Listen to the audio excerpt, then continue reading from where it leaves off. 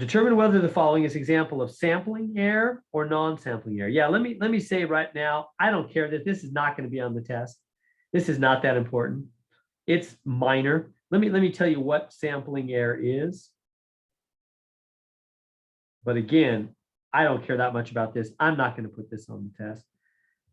I will put, stuff that we just did about experiments and things like that, but not sampling error. That's not important. Will this be in our other homework too, the sampling error? Yep, it'll be there.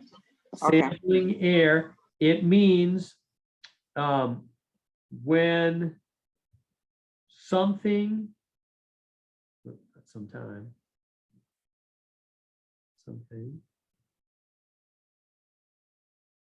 very strange, lucky or unlucky, case may be, happens randomly. So what do I mean? But let me give you an example. So for example, if I was to flip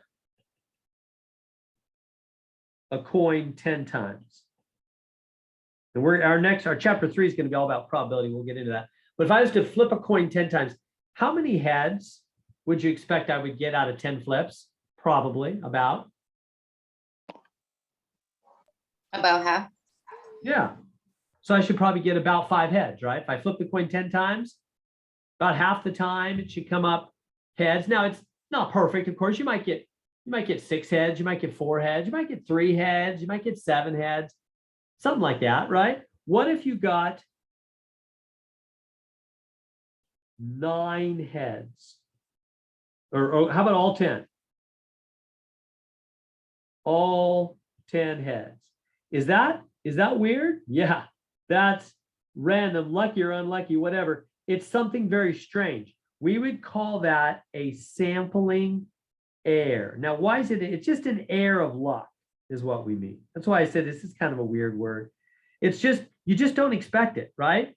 If you're flipping a coin, you expect about half the times head, half the time tails. But the truth is, random luck can get in there and weird things can happen.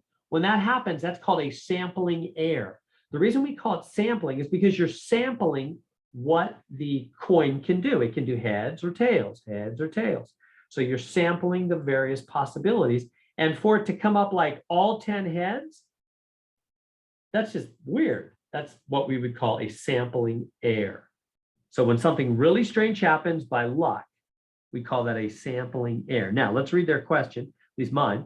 A psychiatrist surveyed 8,000 people to see the proportion who had seen a psychiatrist at least once in their lives.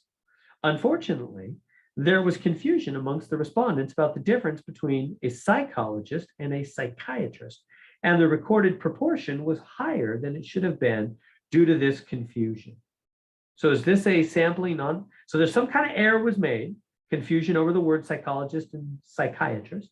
So is that a sampling error? No. No.